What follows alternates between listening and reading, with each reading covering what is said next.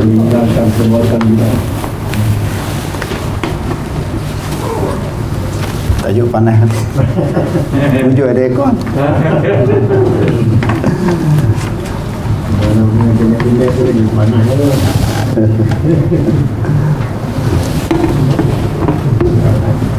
Dapat tuduhan tu dari panas tu.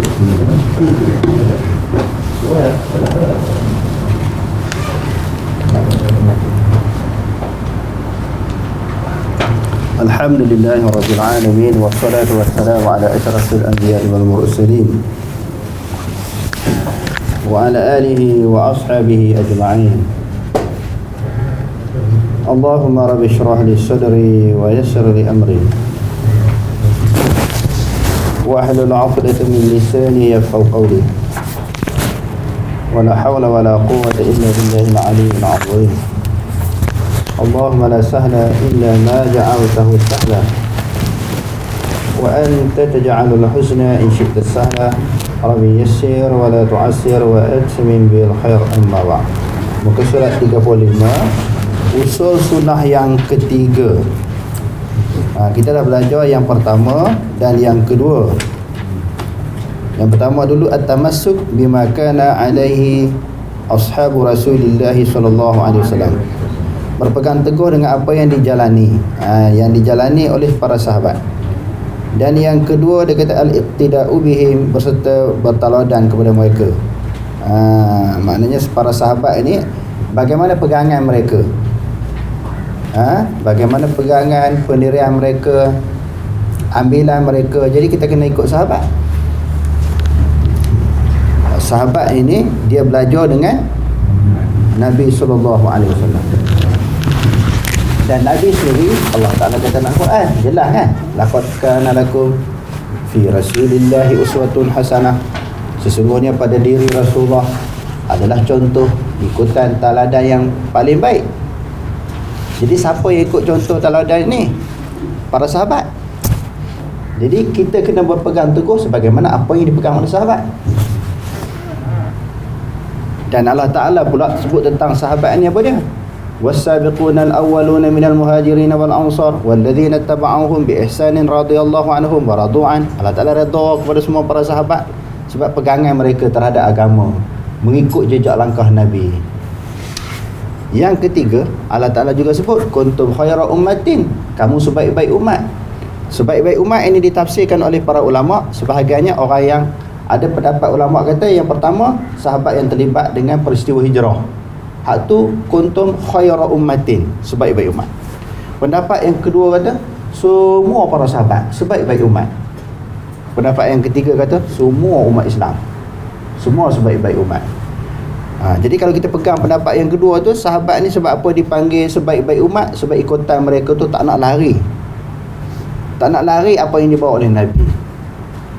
Dia ni tak adjust.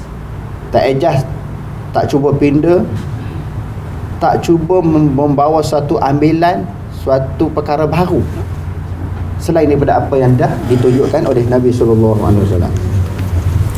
Itu kita telah belajar pada pelajaran kita yang lalu.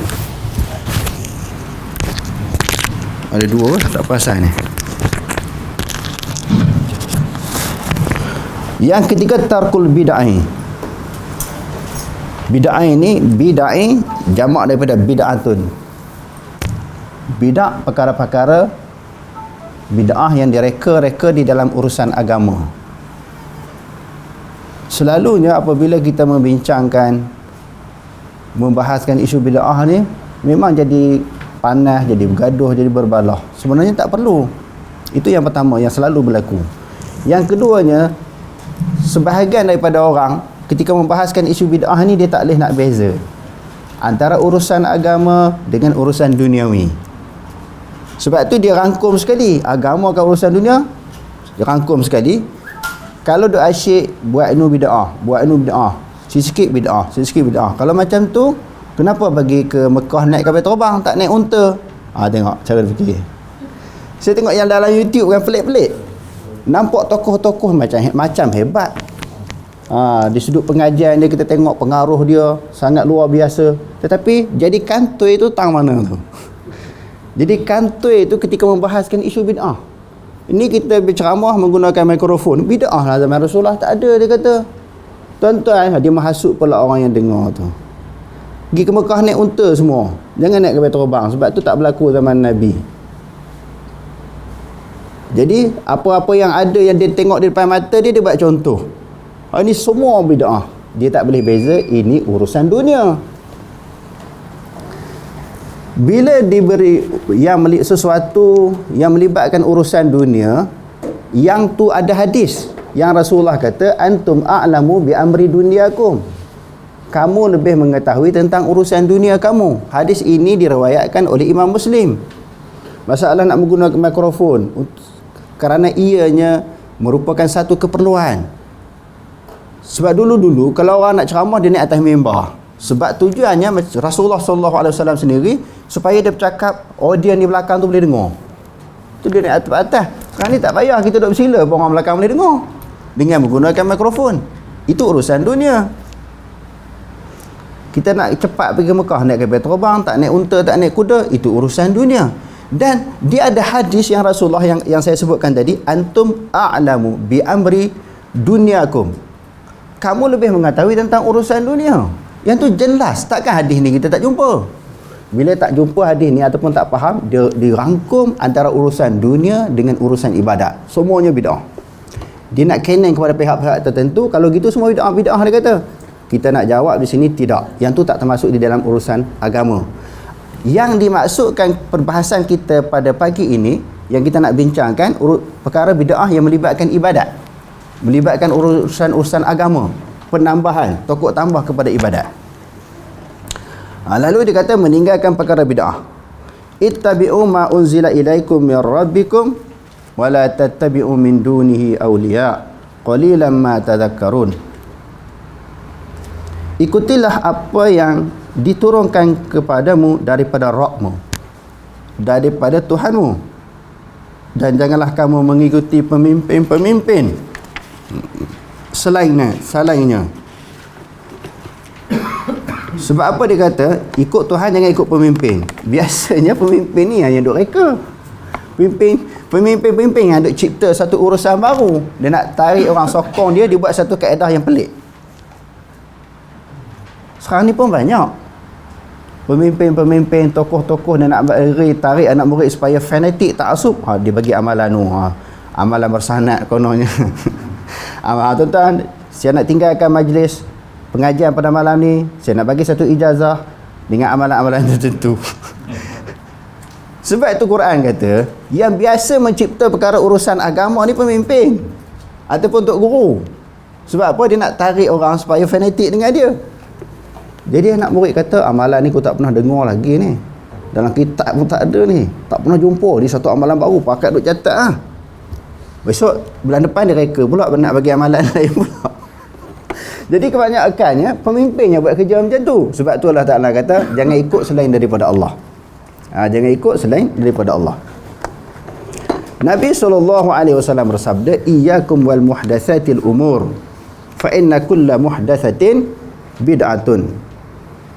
Waspadalah ataupun hati-hatilah kamu terhadap perkara-perkara baru, kerana sesungguhnya setiap perkara baru itu adalah bid'ah. Perkara baru yang saya sebutkan tadi yang melibatkan urusan agama ataupun melibatkan perkara ibadah.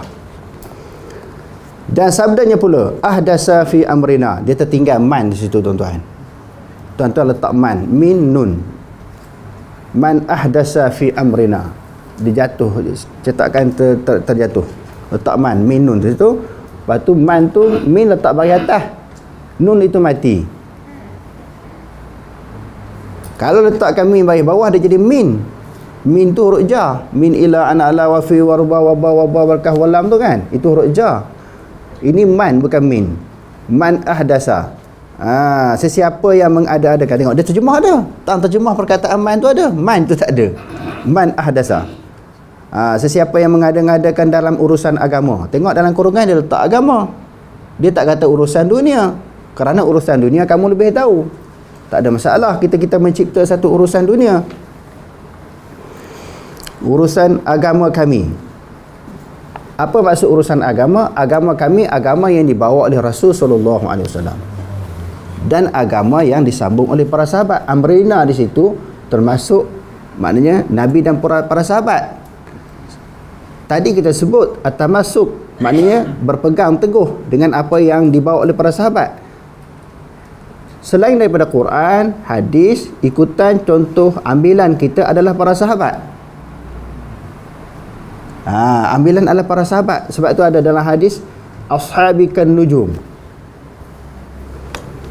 Para sahabatku seperti bintang di langit.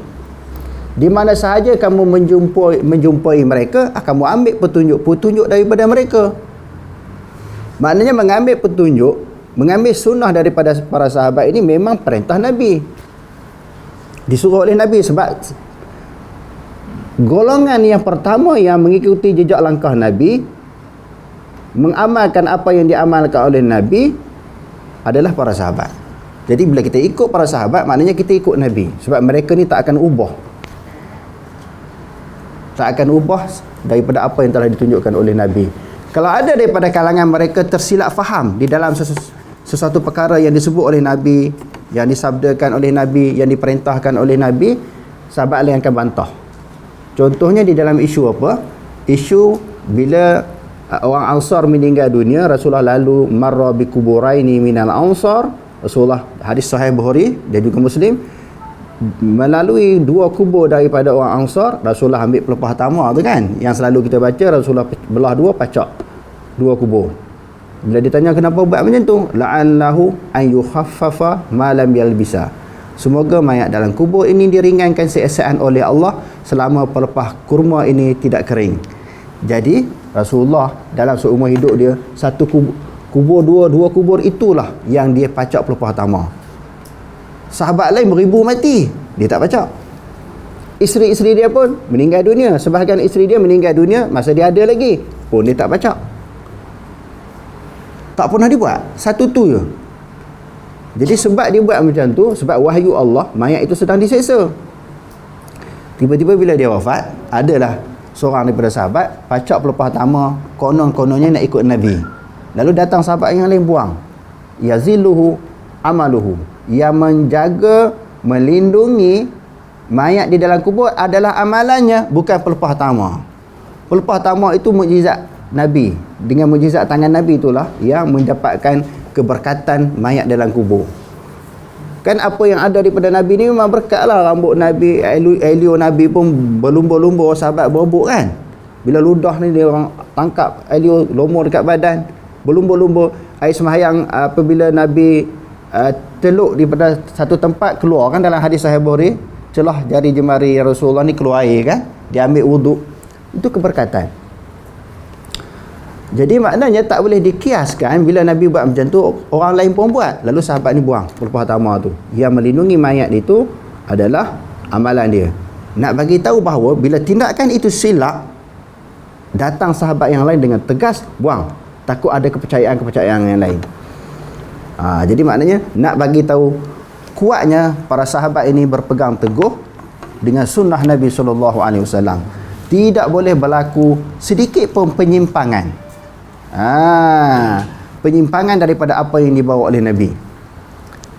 Sebab tu hadis yang kedua ni, man ahdasa fi amrina, barang siapa yang mengada-adakan dalam urusan agama kami. Agama kami maknanya apa yang kami bawa, Rasulullah dan juga para sahabat. Hadza ma laysa minhu fa huwa raddun, dalam urusan agama kami ini, maka dia adalah tertolak. Tertolak di sini hadirin sekalian, ulama mentafsirkan apa dia? Ayy ghairu maqbulin, amalan tak terima. Penat buat ibadat. Kita buat sesuatu ibadat, amalan nak hasil. Apa hasilnya? Pahala. Tiba-tiba amalan tu tolak, dapat apa?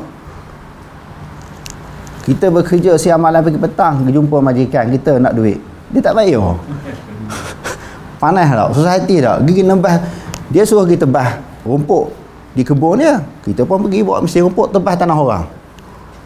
Mesin rumput tanah orang, bersih kebun getah kan, kelapa sawit kan. Gilah minta upah. Dia kata kamu buat kerja bukan mengikut apa yang aku suruh. Kamu buat kerja tebang rumput tanah orang, upah tak dapat, kerja sia-sia. Dalam urusan dunia pun kita rasa kecewa. Badan kita penat, letih kan, habis tenaga, habis masa, tiba-tiba tak dapat upah. Jadi kalau di akhirat esok lagi menyesal, lagi susah hati. Bila nak tuntut pahala di hadapan Allah Ta'ala tak bagi. Yang ni aku tak pernah suruh. Nabi kamu pun yang aku utuskan tak pernah ajar. Kenapa kamu pandai-pandai reka? Kita tengok ayat yang di bawah tu pada muka surat 38. Al-yawma akmaltu lakum dinakum wa atmamtu alaikum ni'mati wa raditu lakumul Islam madina. Pada hari ini hari ketika ayat ini diturunkan. Hadirin sekalian, ayat yang kita bacakan ini adalah sebahagian daripada ayat-ayat yang diturunkan oleh Allah Ta'ala terakhir, bukan paling akhir, di antara ayat yang terakhir. Ayat ini adalah Madaniyah, iaitu ayat yang ketika selepas berlakunya peristiwa hijrah. Di dalam surah Al-Maidah kan, pada hari ini kami sempurnakan untuk kamu agamamu. Islam dah lengkap, dah sempurna, dah lengkap. Bila ada suatu amalan baru, suatu ibadah yang kita reka yang Nabi tak pernah ajar, menunjukkan para ulama-ulama ahli sunnah menyebut kita tidak yakin apa yang dibawa oleh Nabi itu sempurna. Dan seolah-olah apa yang Nabi tinggalkan kepada kita tak lengkap lagi. Nabi SAW wafat dalam keadaan Islam tak sempurna, yang memerlukan kita tambah, kita tokok, yang memerlukan ada tambahan lain. Yang Nabi dah meninggal dunia, Islam tak sempurna. Itu maksudnya. Kalau kita rasa Islam itu telah sempurna di sudut ibadat, tanpa perlu ada tokok tambah. Tanpa perlu ada tokok tambah. Aku telah mencukupkan kepadamu nikmatku, dan aku telah meredai Islam itu menjadi agamamu. Islam lah Allah Ta'ala redha. Bagaimana nak memperolehi keredaan Allah Subhanahu Wa Ta'ala dalam kita berpegang teguh dengan agama Islam? Nak redha ni ikut cara Nabi, baru Allah Ta'ala redha. Mafhum mukhalafahnya, buat sesuatu yang bercanggah dengan amalan Nabi, perbuatan Nabi, maka itu adalah sesuatu perkara yang Allah Ta'ala tak redha. Itu dipanggil mafhum mukhalafah. Perkara yang berlawanan dengan maksud. Mukhalafah perkara yang berlawanan, maksud yang berlawanan dengan apa yang disebutkan tadi. Kalau maksudnya, kalau apa yang dibuat oleh Rasulullah SAW kita telah menganggap ia sempurna, kita tidak boleh melakukan sebarang bentuk tokok tambah. Di dalam membahaskan isu bid'ah ini, sebahagian orang dia selalu menyandarkan pendapat Imam Nawawi di dalam Syarah Muslim. Imam Nawawi kata bukan semua bid'ah, ada bid'ah-bid'ah yang boleh. Tuan-tuan tengoklah YouTube, tengoklah Facebook. Dia kata ni pok-pok ni tak mengaji. Sedangkan Imam Nawawi sebut bukan semua bid'ah. Ada bid'ah-bid'ah yang dipanggil mahmudah, bid'ah yang terpuji. Sebab itu ada orang, golongan boleh membahagikan bid'ah terbahagi kepada dua. Bid'ah sayyi'ah dan juga mahmudah. Bid'ah yang baik dan juga bid'ah yang keji, dan juga bid'ah yang terpuji. Keji dan terpuji. Hak keji memang kita tak boleh buat, tetapi ada di kalangan bid'ah ini yang terpuji. Walaupun benda tu tak dibuat di zaman Nabi, tetapi dia boleh dibuat kerana dia baik. Lalu disandarkan perkataan itu di dalam Syarah Muslim yang dihuraikan oleh Imam Nawawi. Sebut Imam Nawawi ni kita kantoi ya. Takkan kita nak lawan Imam Nawawi? Kita ni siapa? Contohnya saya sendiri, siapa nak lawan Imam Nawawi? Sampai Imam Nawawi ni sampai tak kahwin, dia punya mengaji, punya kaji, tulis kitab, banyak kitab dia tulis. Selain daripada Majmu' Syarah Muslim Imam Nawawi, Azkar Nawawi, Tahzib Asma' wal Lughat, banyak kitab dia tulis. Kalau dia kata ada bid'ah mahmudah, bid'ah yang terpuji, siapa kita nak lawan dia? Kantoi lah kita bila dengar ustaz syarah macam tu. Boleh rupanya buat ada bid'ah dua rupanya. Selama ni kita duk mengaji bid'ah tu semuanya buruk. Imam Nawawi pula dikatakan ada bid'ah yang terpuji boleh buat. Disandarkan kepada Imam Nawawi. Kita balik sajalah. Hak selama ni aku faham ni tak betul ni. Apa yang dihuraikan oleh sebahagian daripada ustaz-ustaz sunnah ni tak betul. Sebab Imam Nawawi kata macam ni. Lalu dia baca sekerat. Lalu dia highlightkan benda tu. Oh, Imam Nawawi kata boleh. Cuba kita tengok contoh yang dikemukakan oleh Imam Nawawi. Ni dalam Syarah Muslim jilid yang ketiga, ketika membahaskan hadis berkaitan dengan Jumaat. Hadis berkaitan dengan Jumaat kan. Bab takhfifis salati wal khutbati. Bab meringankan sembahyang dan juga khutbah. Dalam perbahasan itu, muka surat 423. Tentang hadis wa kullu bid'atin dalalah. Dan setiap bid'ah itu adalah sesat. Bagaimana Imam Muslim hurai? Imam Nawawi hurai hadis Muslim ini.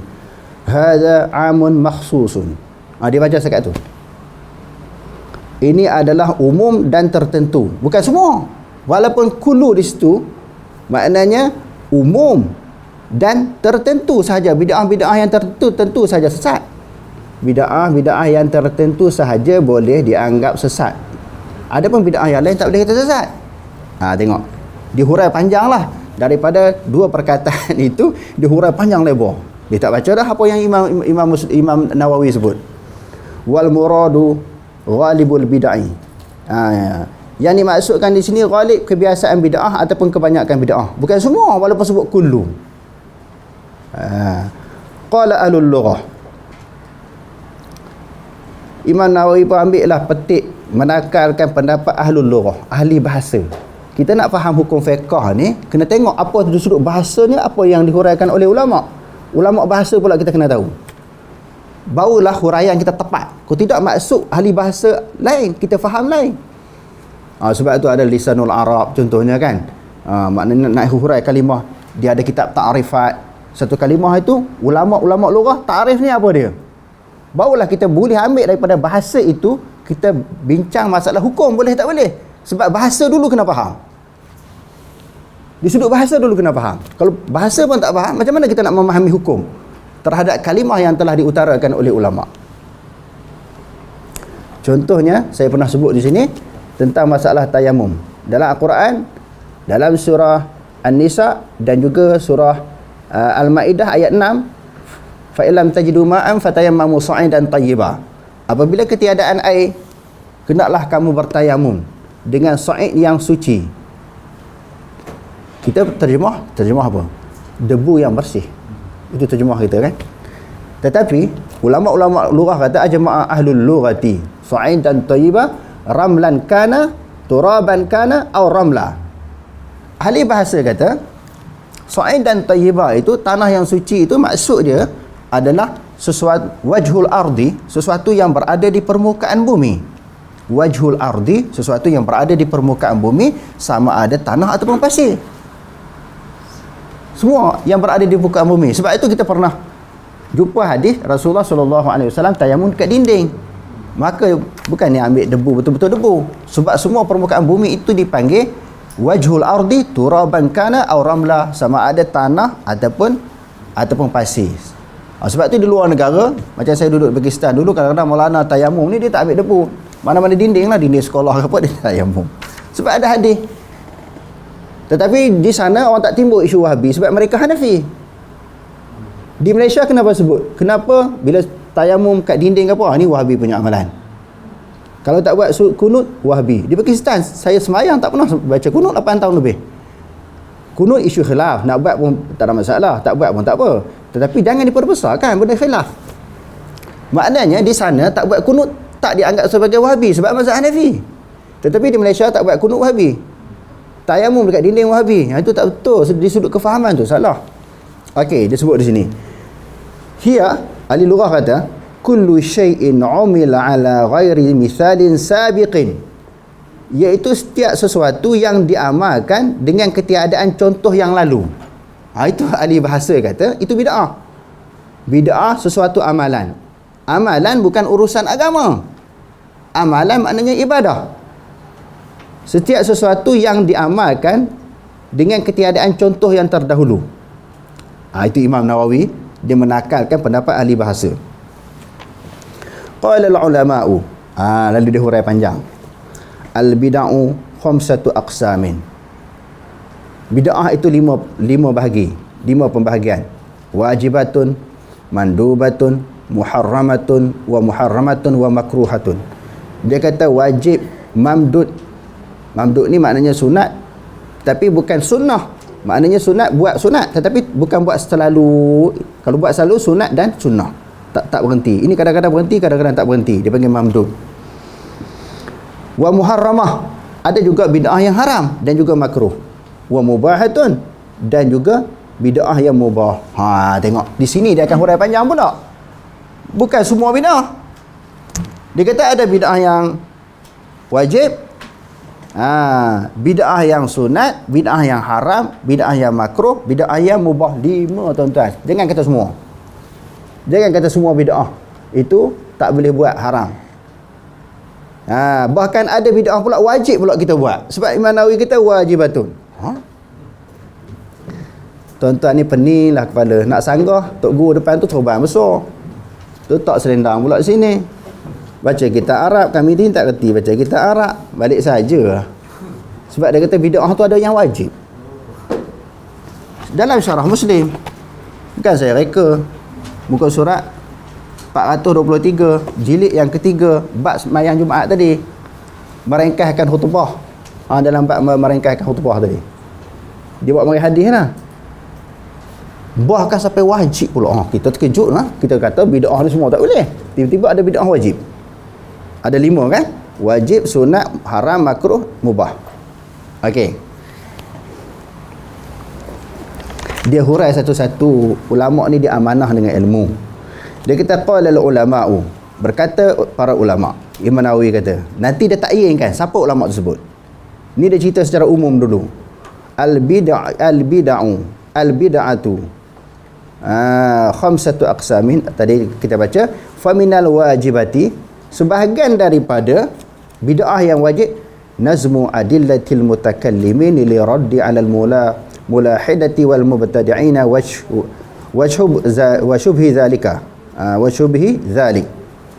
Dikata bid'ah yang wajib itu menyusun dalil-dalil ilmu kalam bagi nak rad orang yang tak percaya kepada Tuhan dan juga golongan bid'ah.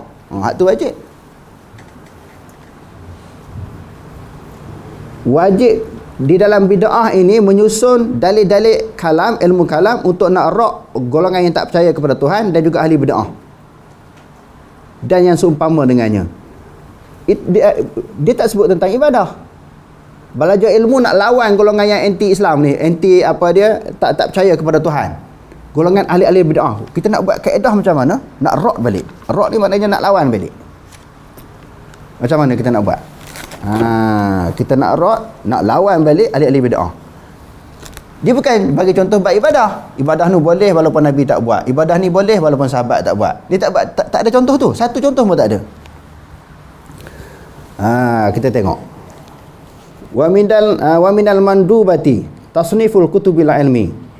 Bid'ah yang sunat pula iaitu menyusun ataupun menulis kitab-kitab ilmu dan mendirikan sekolah.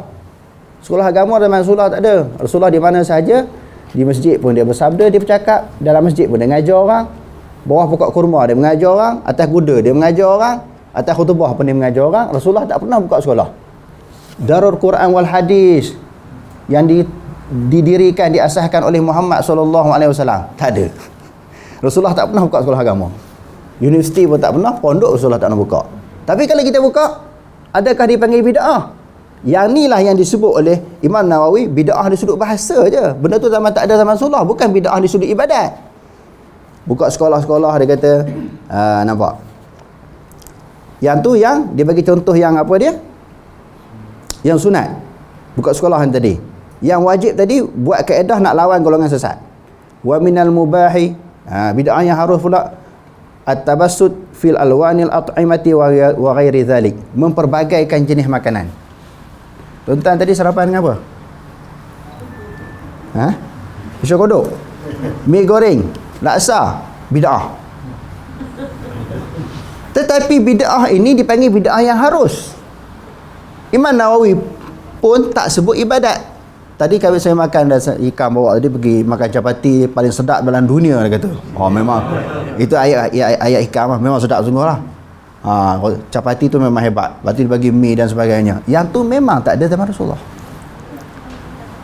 Tapi demo baca sekerat tu, bukan semua bid'ah itu dia kata tak boleh buat. Lepas tu dia membahagikan di bid'ah pada 5. Dia tak hurai apa yang dikehendaki, apa yang dimaksudkan oleh Imam Nawawi, sehingga orang awam kata ada bid'ah ni yang wajib, yang sunat, bid'ah yang haram, makruh, harus. Jadi tak boleh lah orang nak buat benda-benda hak Nabi tak buat tu kita kata tak boleh, sebab bid'ah itu terbahagi kepada 5. Tapi apa maksud Imam Nawawi? Apa maksud Imam Nawawi? Dia kata memperbagaikan makanan. Dan haram pula dia kata wal makruh wal haram wal makruh zahirani. Dia kata kalau yang haram dan makruh jelas. Bid'ah yang haram, bid'ah yang makruh jelas. Sebab apa dia tak hurai satu-satu? Dalam kitab ni, dalam kitab lain ada. Sebab benda haram tu, contohnya makan benda-benda yang haram. Buat benda-benda yang haram, tak perlu hurai dah. Benda tu Rasulullah tak buat, sahabat tak buat, dipanggil bid'ah. Sebab benda haram ni jelas. Al-halal, innal harama bayyinun wa wal harama bayyinun wa bainahuma umurun mushtabihatun la ya'lamuhunna katsirun minan nas. Hadis sahih Bukhari. Sesungguhnya yang halal jelas. Innal halal la bayyinun wal harama bayyinun. Yang halal jelas, yang haram jelas. Kenapa nak terang satu-satu lagi? Makan babi, benda-benda yang haram kan. Huriman alaikumul maitatu waddamu walahmul khinzir kan. Wa ma uhilla li ghairillahi bih. Empat perkara tu tak boleh makan jelas. Benda hak halal pun jelas. Jadi kalau bid'ah yang tu dia tidak, dia kata haram dan makruh ni zahiran ni jelas. Zahir. Wa qad awdahtul mas'alata bi adillatiha. Aku dah terang masalah bid'ah ini yang lebih panjang, dia kata. Perkara-perkara bid'ah ni aku telah terang masalah bid'ah ni dengan dalil-dalilnya yang panjang fi tahzibil asma'i wal lughat. Dalam kitab dia Tahzib Asma' wal Lughat. Tuan-tuan perhati elok-elok. Kalau rasa letih ke penat ke, tenang-tenangkan fikiran pada pagi ini. Saya nak terang supaya biar jelas, biar faham. Yang pertama tadi saya sebut, orang menakalkan pendapat Imam Nawawi tapi dia tak baca habis. Bid'ah haram apa dia? Makruh apa dia? Wajib apa dia? Harus apa dia? Sunat apa dia? Tak hurai. Dia orang baca bid'ah ni terbagi kepada 2. Bukan semua bid'ah itu ditegah. Dia tak baca habis. Okey. Lalu Imam Nawawi sebut, aku telah terang di dalam kitab yang lebih panjang berserta dengan dalil Tahzib Asma' wal Lughat. Kita kena jujur dan kena adil dengan ilmu. Kita buka pula kitab yang Imam Nawawi sebut, Tahzib Asma' wal Lughat, yang dia karang sendiri, betul tak dia kata macam tu dalam kitab tu? Kita kena baca balik. Bila tak baca tu kita duk mereka Imam Nawawi kata boleh bid'ah ni, tak ada masalah. Kita duk kencing orang kampung. Kesianlah orang awam yang tak boleh baca kitab. Kita nak bagi orang sokong kita. Sebab amalan masyarakat kalau diiyakan seronok, kita boleh dapat manfaat. Apa yang amalan masyarakat buat tu, yang benda yang bercanggah, tak bercanggah dengan sunnah, bercanggah dengan amalan Nabi, kalau kita sokong, confirm lah kita senang. Bila bersalah tu jangan siapa surat bagi lagi 200-300. Sebab apa yang dia buat tu kita pergi sokong, kita tolong bagi dalil, boleh yang kamu buat ni. Buatlah amalan-amalan tertentu ni kan, kita pergi sokong. Orang kampung rasa apa yang dia buat tu betul, yang pertama. Lepas tu ada ustaz yang menyokong perbuatan dia, maka tak salah. Bila ada orang kata tak boleh, ustaz ni kata boleh, dia pula tolong jadi ketua, memimpin majlis ini. Bila kita sokong, kita je jenuh, kenyang. Macam saya ni kenyang saja. Pas ni orang ajak pergi majlis ni, pas ni orang ajak majlis ni, saya sokong je, saya kenyang. Duit dapat, makan jenuh, sokong amalan yang tak betul yang dibuat oleh masyarakat, kita jadi untung banyak, dunia kita dapat. Tapi ingat, wala tashtaru bi ayati samanan qalila. Jangan kamu jual ayatku, agamaku dengan harga dunia yang sedikit. Yang ni banyak berlaku. Kadang-kadang dia tahu, kadang-kadang dia tak tahu. Tak tahu tu semoga Allah dalam ampun. Kalau dia tahu dia tak berani tegur, itu satu kesalahan. Nak cari kedudukan, nak cari pengaruh.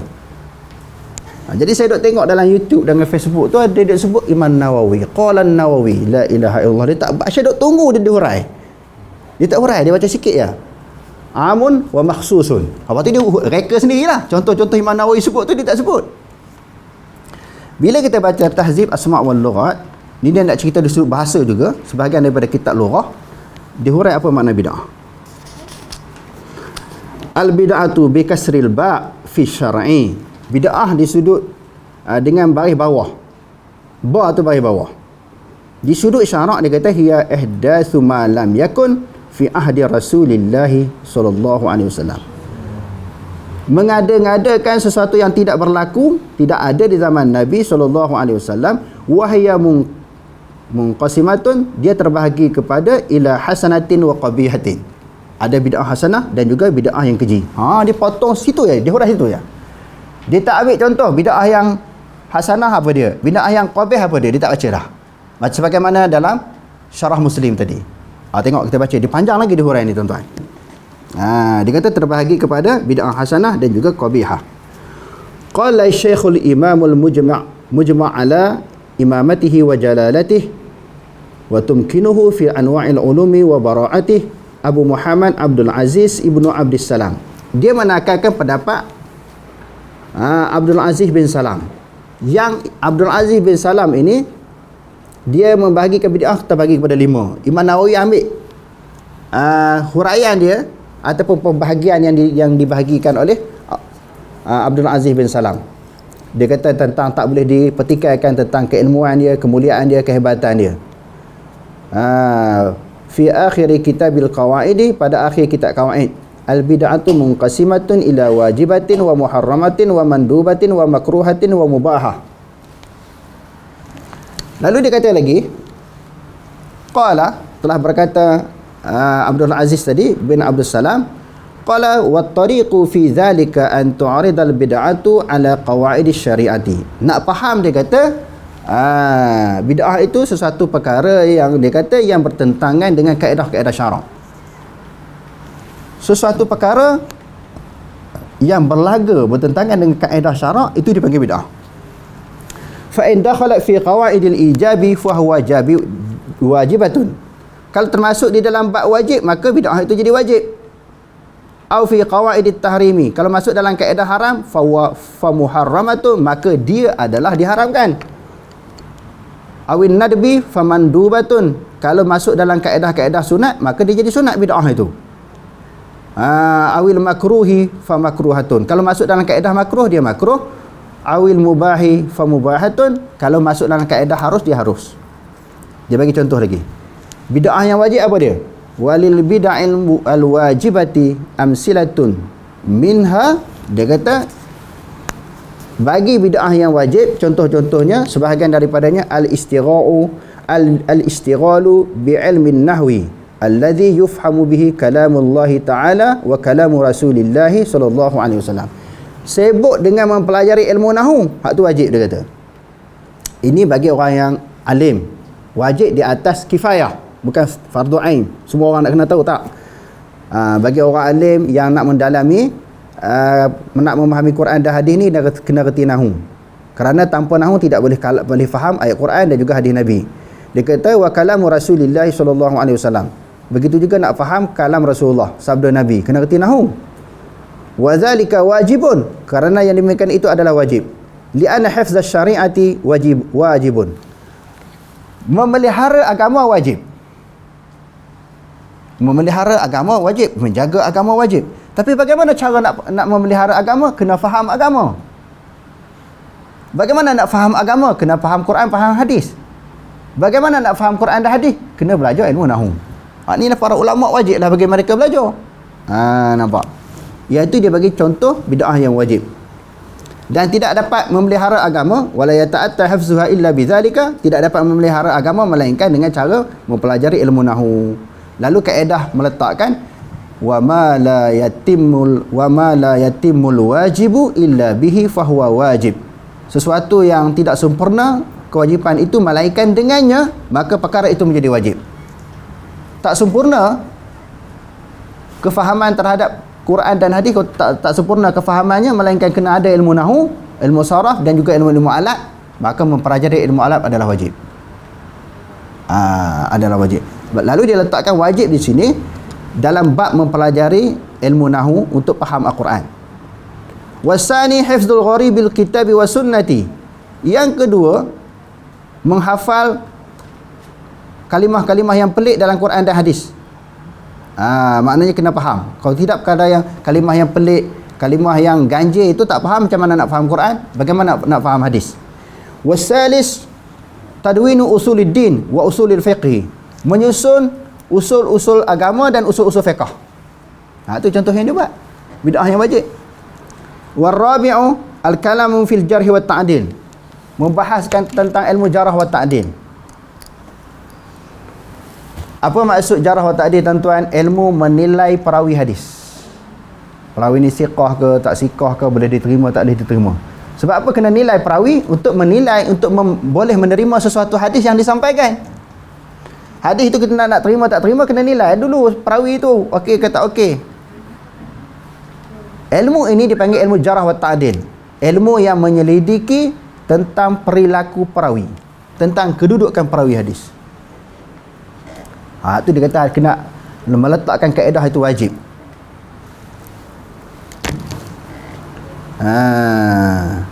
Adapun bid'ah yang haram pula dikata apa? Walil bid'ai al-muharramati amsilatun. Bagi bid'ah yang haram pula, tadi bid'ah yang wajib. Bid'ah yang haram pula dia kata apa? Mazahibul qadariyah. Golongan mazhab yang terkeluar daripada ahli sunnah wal jamaah, wal jabariyah, wal murji'ah, wal mujassimah. Dan juga mujassimah. Apa makna mujassimah? Golongan yang mentajsimkan Allah, yang menganggap Allah Ta'ala tu berjisim sebagaimana makhluk. Bukan golongan yang mengatakan Allah Ta'ala atas arash, Allah Ta'ala ada tangan, ada muka, ada mata selayaknya. Semalam kita bahas lah. Kalau tuan-tuan tengok semalam, tuan-tuan boleh tengok, saya tak nak ulang benda tu.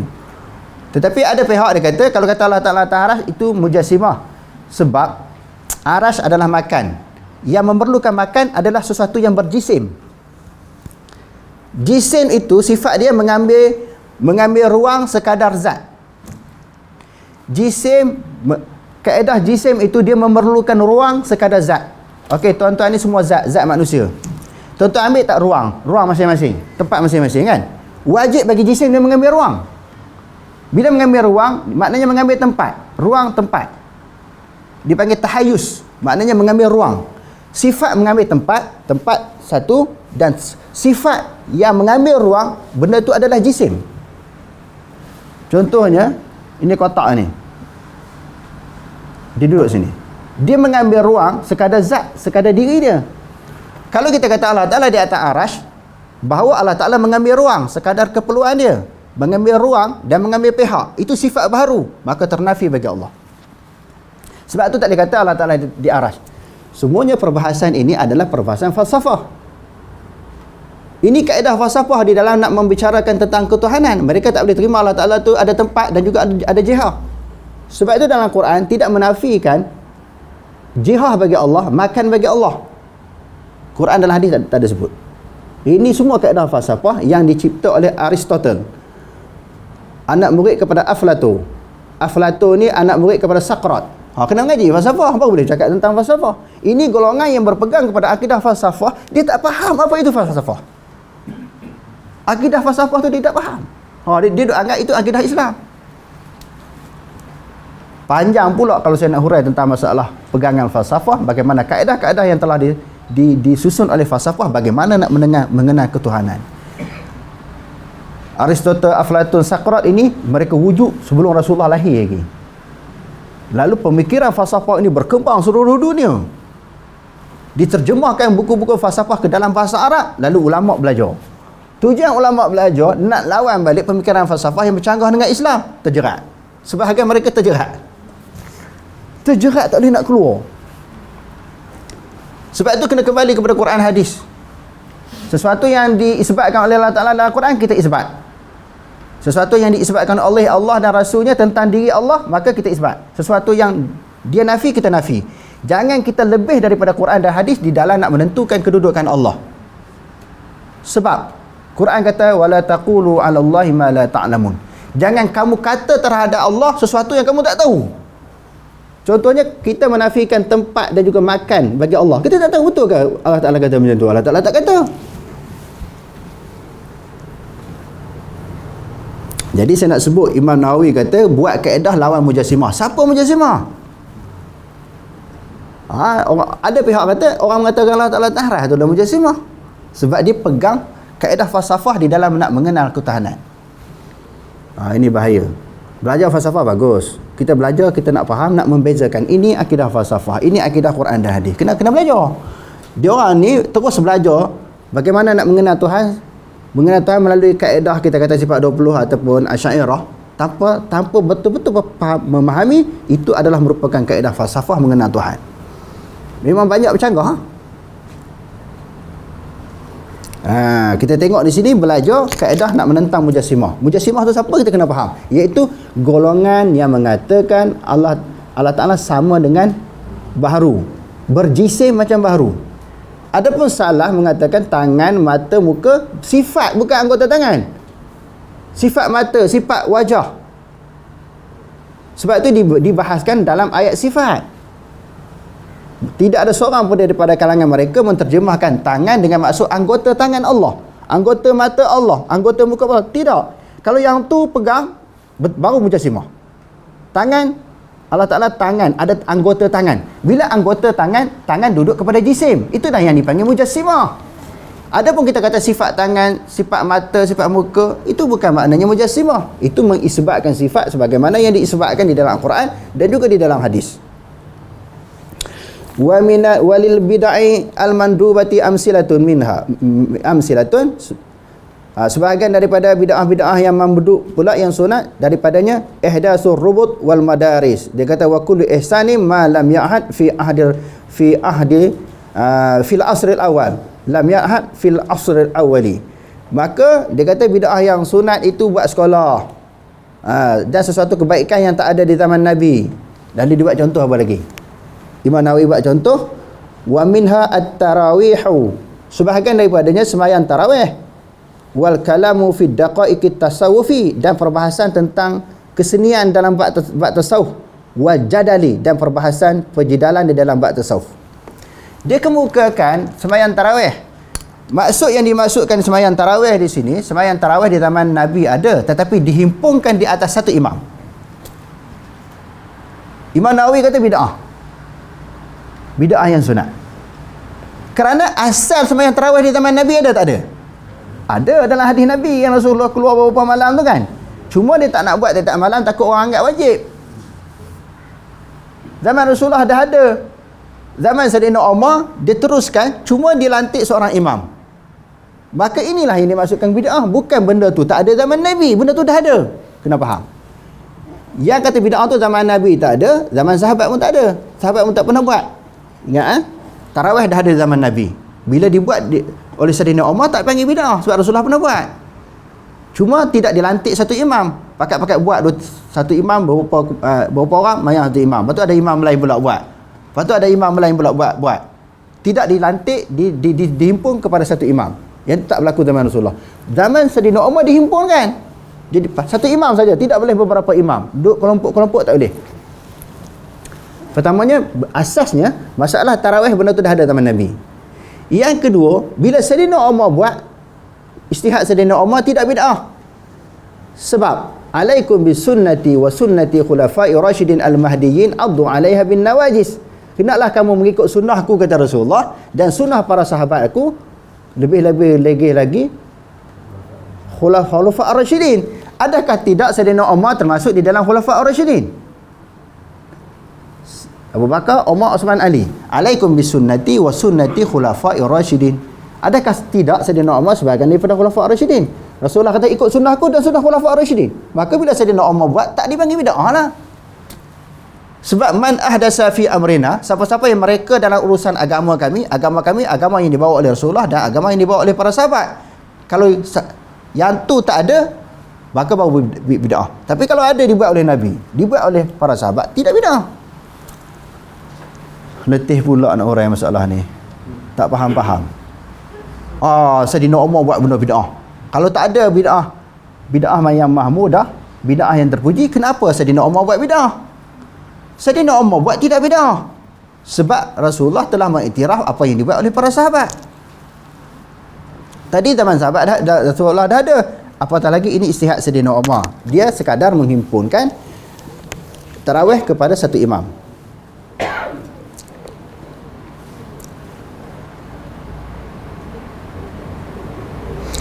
Dan juga dia kata bid'ah yang sunat ini wa mihla jam'ul mahafil lil istidlali fil masaili in qusida bidzalika wajhullah taala. Buat satu istimak program bagi membahaskan dalil-dalil. Buat satu kumpulan lah. Zaman Rasulullah tak ada benda tu. Buat satu kumpulan bincang, kemukakan dalil. Dalil haram ni apa dalil? Sunat apa dalil? Bincang, muzakarah ulama, buat satu majlis untuk membincangkan tentang dalil-dalil syariah. Kalau ini apa hukum? Hukumnya begini, apa dalil? Zaman Rasulullah tak buat. Sebab Rasulullah dia wahyu. Zaman kita sekarang bukan ada wahyu. Buat majlis muzakarah untuk mengemukakan dalil, itu disunatkan. Tengok. Inilah yang dimaksudkan bid'ah. Tidak ada satu pun perkataan ataupun contoh yang dikemukakan oleh Imam Nawawi, dia buat contoh ibadat. Hak zaman Rasulullah tak ada, zaman ni kita buat ibadat ni, hukum dia bid'ah yang diharuskan. Sebab apa? Bid'ah buat ibadat ini untuk mencari keredaan Allah, untuk mendampingkan diri kepada Allah. Tak salah. Dia tak sebut contoh tu. Contoh buat ibadat yang Nabi tak buat, yang sahabat tak buat, tak ada contoh. Dia buat contoh buat buka sekolah tadi, buat sembahyang tarawih secara berjemaah. Contoh-contoh ibadah tak ada. Dan sebahagian daripada mubahah dia kata walil bid'ah al mubahah amsilatun. Ada pun bid'ah yang harus, sebahagian daripada contoh minha, sebahagian daripada contohnya musahafah aqibas subhi wal asri, bersalam-salaman selepas sembahyang subuh dan juga sembahyang asar. Salam kan? Bagi dia bid'ah juga, tetapi bid'ah yang harus. Sebab dia bukan satu ibadat. Bukan mencipta satu ibadat. Okey, bid'ah yang seterusnya lagi dia kata di sini, sebahagian daripada bid'ah yang harus at-tawassu' fil lazizi fil ma'kili wal masyarib wal masyaribi wal malabisi wal masakin. Maknanya memperbagaikan makanan, minuman, pakaian dan juga tempat tinggal. Yang tu bid'ah yang harus dia kata. Wa qad yakhtalifu fi ba'di dhalika fayaj'aluhu ba'dul ulama'i min al-bid'ah al-makruhah wa yaj'alu al-akharuna min as-sunan al-maf'ulah fi ahdi Rasulillah sallallahu alaihi wasallam fama ba'dahu wa dhalika kal isti'adzati fi salati wal basmalati wa hadha akhiru kalamih. Lalu dia kata di sini, yang ulama bahas juga, sebahagian ulama kata makruh, sebahagian ulama kata sunat, iaitu isti'azah, baca a'udzubillahi minasyaitonirrajim masa sembahyang tu. Sebahagian ulama kata bid'ah. Bid'ah ni sini makruh. Ada ulama kata bid'ah yang sunat, baca a'udzubillah, dan juga baca basmalah, bismillah. Baca bismillah sebelum alhamdulillah. Ada di kalangan ulama Allahu akbar kan, bila lepas takbir, selepas baca doa iftitah, lalu terus kepada alhamdulillah. Dan ada hadis sebagian ulama kata terus alhamdulillah. Sebagian ulama kata baca bismillah dulu. Bismillah pun ada dalil. Cuma dalil itu dibahaskan oleh ulama kuat tak kuat. Ada ulama kata bismillah ini memang wajib disertakan dalam Fatihah, sebab Fatihah itu wajib. Kalau tak baca bismillah tak sah sembahyang. Bagi ulama yang kata wajib bismillah ini pula bahas pula, kalau sembahyang jahar, bismillah ni nak jahar ke ataupun nak sir. Yang tu kalau perbahasan itu tidak dianggap bid'ah di sudut syarak, kerana itu masih menjadi perselisihan, perbezaan pendapat daripada kalangan ulama. Okey tuan-tuan, selain daripada Imam Nawawi, mereka sandarkan pula pendapat kepada Imam Syafi'i. Imam Syafi'i membagikan bid'ah itu terbagi kepada dua. Lalu dia menakarkan pendapat Imam Baihaqi, warawa Baihaqi bi isnadihi. Imam Nawawi telah berkata, dia telah meriwayatkan oleh Imam Baihaqi dengan sanadnya fi manaqib Syafi'i, pada manaqib Imam Syafi'i, anis Syafi'i radhiyallahu anhu, daripada Imam Syafi'i radhiyallahu an, qala al muhdatsatu fil minal umuri darbani, perkara-perkara yang diada-adakan di dalam agama itu dua bahagi. Ahaduhuma ma uhdisa mimma yukhalifu kitaban, sesuatu yang diada-adakan yang bertentangan dengan Quran, au sunnatan ataupun sunnah, au asaran ataupun asar. Asar ni sahabat ataupun tabi'in. Awi ijma'an ataupun ijma'. Fahadhihi al-bid'atu dhalalah. Sesuatu perkara-perkara yang bertentangan dengan Quran, hadis, asar, ijma', maka iaitu dipanggil bid'ah yang dalalah, bid'ah yang sesat. Wasani ma uhdisa minal khairi, sesuatu yang diada-adakan tentang kebaikan. Tengok tuan-tuan, dia bagi contoh. Sesuatu yang diada-adakan tapi benda tu baik. La khilafa fihi liwahidin minal ulama'i, tidak ada khilaf padanya mana-mana orang daripada kalangan ulama. Wa hadhihi muhdatsatun ghairu mazmumah, ini adalah perkara bid'ah yang tidak dikeji walaupun tak dibuat di zaman Nabi. Hak ni yang dikatakan bid'ah hasanah. Apa dia? Dia sebut contoh di sini. Apakah yang dimaksudkan tadi? Bid'ah yang keji, bid'ah yang bercanggah dengan Quran, hadis, asar dan juga ijma'. Bid'ah yang terpuji, dia kata hak tadi dikeji, yang keduanya hak tadi dikeji, yang ni yang terpuji. Apa dia? Dia buat contoh di sini, wa qad qala al-Umar radhiyallahu anhu, sesungguhnya telah berkata Umar radhiyallahu an fil qiyam syahri Ramadan, ketika mendirikan bulan Ramadan, ketika menunaikan sembahyang di bulan Ramadan. Yang kita sebutkan tadi, Sayyidina Umar menghimpunkan satu imam dalam satu kumpulan untuk menunaikan sembahyang tarawih pada qiyam pada bulan Ramadan. Asalnya zaman Rasulullah buat kelompok masing-masing kan. Ini dia kumpulkan satu imam. Lalu dia ambil daripada tindakan Sayyidina Umar, yang Sayyidina Umar setelah dia menghimpunkan para sahabat, menghimpunkan rakyat dia sembahyang di atas satu imam, lalu Sayyidina Umar kata ni'matil bid'atu hazihi, sebaik-baik bid'ah ini jadi hujah kepada golongan-golongan tertentu. Sayyidina Umar buat benda bid'ah, Sayyidina Umar buat kerja bid'ah, boleh? Rasulullah tak marah, Rasulullah tak larang. Dia kata Rasulullah buat, maknanya bid'ah yang, makna bid'ah yang terpuji, maknanya di sana ada bid'ah yang dikeji, ada yang terpuji. Sayyidina Umar sendiri buat. Salah faham macam tu. Sebab yang saya sebutkan tadi, tarawih memang asal ada di zaman Rasulullah. Sayyidina Umar ulang balik, cuma dia lantik satu imam. Yani annaha muhdatsatun, bahawasanya ini adalah, sesungguhnya adalah direka-rekakan ataupun diada-adakan. Lam takun wa idza kanat laisa fiha.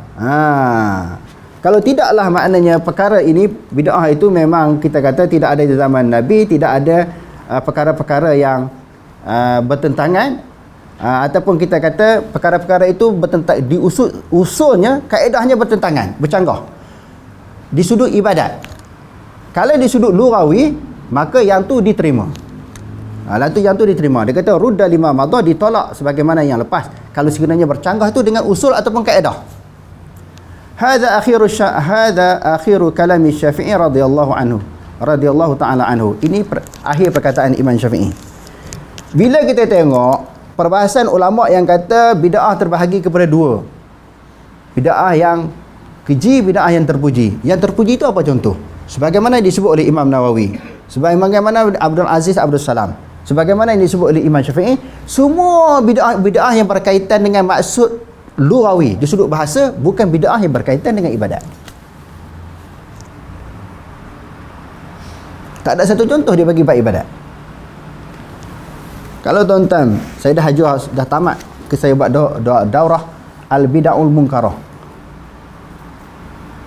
dan Dr. Wahbah Zuhaili ketika membahagikan masalah bid'ah ini, dia kata yang dimaksudkan ulama-ulama yang membahagikan 5 itu semuanya menjurus kepada maksud lughawi di sudut bahasa, bukan di sudut ibadat.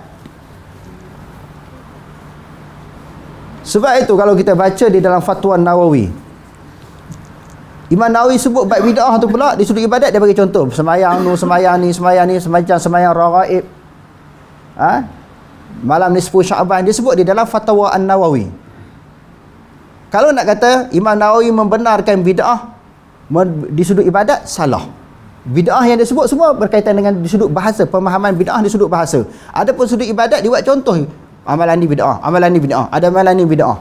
Kalau Imam Nawawi ada di zaman sekarang, orang akan cop Imam Nawawi ni Wahabi. Sebab dia menafikan, menolak ibadah-ibadah yang tidak ada di zaman Nabi. Termasuk Imam Syafi'i, kalau dia ada sekarang, dia kata ibadat ni bid'ah, ibadat ni bid'ah, ibadat ni bid'ah, orang akan kata Imam Syafi'i juga adalah Wahabi. Sebab tu kena jujur dengan ilmu. Maknanya bila kita nak kata ulama, ada di kalangan ulama yang membenarkan bid'ah hasanah, kita kena bawa mari contoh apakah yang dimaksudkan bid'ah hasanah di sisi mereka. Semua dengan maksud bahasa. Bukan dari sudut ibadat, bukan dari sudut amalan. Kalau amalan, semua dianggap bid'ah. Yang kedua, perbahasan yang terakhir, bila kita kata amalan ni bid'ah, si pelakunya melakukan perkara bid'ah, adakah kita mentakyinkan dia masuk neraka? Sebab kullu bid'atin dalalah wa kullu dalalatin finnar. Menentukan syurga neraka bukan urusan kita. Cuma kita hanya boleh kata ini amalan bid'ah yang Nabi tak buat. Sekadar itu je. Bukan kita mencop dia, kita confirm kita telah menghukumkan dia ahli neraka. Sebab nasib kita pun kita tak tahu syurga neraka, macam mana kita nak menentukan nasib orang? Cuma perbahasannya kita kata ini benda bid'ah yang Nabi tak buat. Tetapi perkataan itu sensitif, tukar. Ini tidak sunnah. Yang itu lebih harmoni. Wallahu a'lam. Aqulu qawli hadza wa astaghfirullahal azim wa lakum. Wassalamu alaikum warahmatullahi taala wabarakatuh.